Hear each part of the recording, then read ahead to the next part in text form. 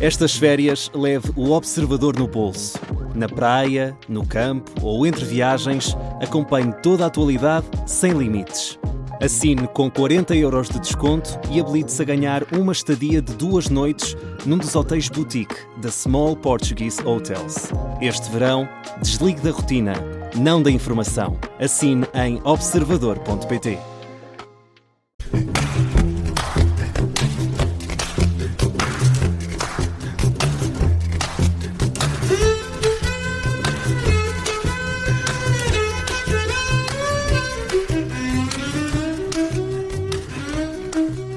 Bem-vindos ao Porque Sim Não É Resposta com o psicólogo Eduardo Sá. Hoje vamos falar de terapia através de inteligência artificial. Olá, Eduardo.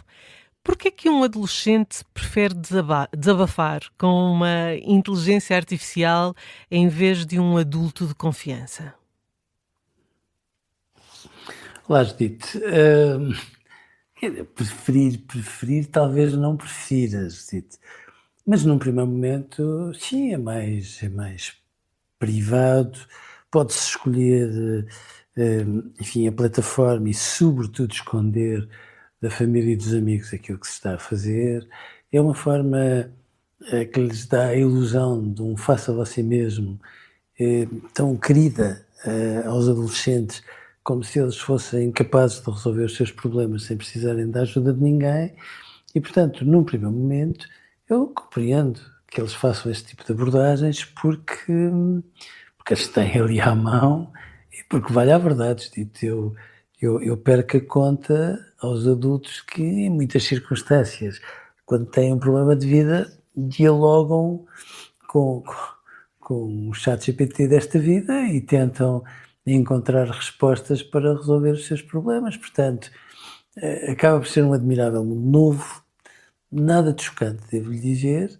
Agora, o que é muito importante que nós também não percamos de vista é que esta inteligência artificial está longe de ser muito inteligente e, portanto, dá respostas adequadas, muito dentro daquilo que é uma curva normal, respostas concertadinhas, muito bem arrumadas, etc., que, por mais que tenham uma capacidade de ligação de informação fantástica, a verdade é que depois não são capazes de pegar em todos os pequenos pormenores, porque, vale a verdade, também às vezes há técnicos de saúde mental que não são capazes de o fazer, mas é suposto que quando há um técnico de saúde mental muito experimentado, ele funciona em relação àquilo que se passa dentro de alguém como um cirurgião. Pega nos pequenos pormenores, liga-os com delicadeza, é suposto que ponha tudo isso a funcionar e que ajude a resolver problemas que durante muito tempo pareciam mais ou menos crónicos e que às vezes eram embrulhados em leituras precipitadas como aquelas que a inteligência artificial dá ou como outras que lhes chegam através de tutoriais ou influencers que eles próprios também escutam, às vezes mal, às vezes muito mal, para tentarem, num primeiro momento, resolverem os problemas que se evolumam na vida deles. O sigilo à volta destas conversas, e há um estudo brasileiro que diz que o sigilo à volta destas conversas chega aos 70%. Isso diz-nos alguma coisa sobre a relação entre pais e filhos?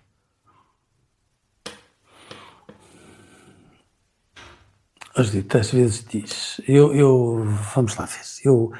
Eu acho que quando os pais têm um filho com dificuldades psicológicas, e todos os nossos filhos mais tarde ou mais cedo as têm, não vejo que faça sentido termos uma leitura sequer alarmista com isso. É claro que os pais ficam assustados, ficam às vezes aflitos, simplesmente. E eu compreendo que peçam ajuda, até aqui tudo bem. Já não entendo, devo dizer que quando se ajuda, nomeadamente um adolescente, haja uma barreira de silêncio em relação aos pais. Também não entendo que às vezes haja uma certa promiscuidade entre aquilo que se fala com técnico de saúde mental ou com uma plataforma e aquilo que de alguma forma se divide com os pais. Durante muito tempo, e eu fico muito orgulhoso por isso, a psicanálise chamou a atenção para a necessidade de separar estes territórios. Quem falasse com os pais não falava com os adolescentes. Porquê? Porque era uma maneira de deixar claríssima a privacidade que um adolescente precisa de ter para se confiar e para, de alguma forma, ter as garantias de que pode abordar seja o que for, sem que aquela informação fuja de controle e se vire contra ele. O que não quer dizer, e eu digo isso com muito ênfase, porque vejo cada vez mais colegas meus não conversarem com os pais acerca daquilo que se passa com os filhos, o que não quer dizer que os pais não devam ter acesso àquilo que se passa com os filhos. Têm que ter acesso, os pais têm que perceber até que ponto é que as pessoas que acompanham os filhos são pessoas capazes, sensatas, adequadas e já agora que fazem leituras tão finas e tão sintéticas que lhes dão pistas para atuar com eles. Muitas vezes, quando se fala com os pais, aquilo que está em questão é os pais terem instrumentos e grelhas de leitura que faça com que adequem os seus comportamentos a algumas dificuldades, umas maiores, outras menores dos filhos, e com isso os possam ajudar a vencer. E, portanto, eu compreendo e aplaudo a privacidade dos adolescentes quando se fala de saúde mental, mas não entendo, quer quando se cria uma promiscuidade no sentido de, olha, se estivermos a falar disto, como se de repente o adolescente não tivesse direito a uma relação de confiança, onde a informação fica ali preservada e muito bem acarinhada, mas também não entendo de modo nenhum que os pais sejam considerados quase como figuras hostis e não tivessem todo o direito de perceber e de participar na evolução dos filhos, porque de outra maneira nós estamos a querer ser imparciais e estamos a criar uma belíssima confusão. Que perigo existe quando é a máquina e não um profissional a validar ou não o sofrimento de um jovem? Dito, as máquinas são todas muito grosseiras. As máquinas assentam em grelhas de sintomas e essas grelhas de sintomas, quando são manuseadas inclusivamente pelas pessoas, dão muitas vezes leituras muito enviesadas. Dou-lhe um exemplo. Quando a Judite tem uma febre, a febre é fácil de avaliar, basta ter um termómetro. Mas ter 37,2 é estar um bocadinho adoentada de um ponto de vista psicológico, 37,5 pode significar um pouco mais, mas 37,5 durante 2 ou 3 meses significa que, de facto, sendo uma pontinha de febre, como muitas vezes se diz, já indicia qualquer coisa que está a passar muito para além do razoável. Ou seja, quando se faz uma leitura macroscópica de um sintoma, não se ligam os sintomas entre si e muito menos se faz uma leitura compreensiva, de maneira a perceber-se como é que se chegou àquele sintoma e como é que se sai dele.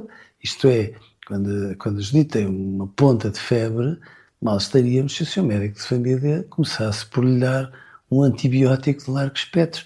Tem a ponderação de perceber até que ponto é que o seu corpo reage e, se não reagir, depois avaliar qual é a bactéria, se for o caso, que a está a contaminar. E, portanto, num contexto destes, muitas vezes as plataformas são leituras muito superficiais, muito generalistas, muito normativas e, às vezes, em vez de se resolver um problema, fica-se com um conjunto de respostas que eu continuo a dizer são compreensíveis, tomando em consideração tudo o que são computadores e telemóveis que os adolescentes têm à sua disposição, mas mal estaríamos que daí eles tivessem as pistas consistentes e o acompanhamento ponderado e já agora o aconselhamento indispensável que os ajudassem a resolver problemas, coisa que só uma relação clínica com alguém seguro, de preferência sensato e já agora experiente, pode dar. Fica aqui a receita que não passa pela inteligência artificial. Eduardo, um grande abraço, obrigada e até amanhã. Outro para si, e até amanhã.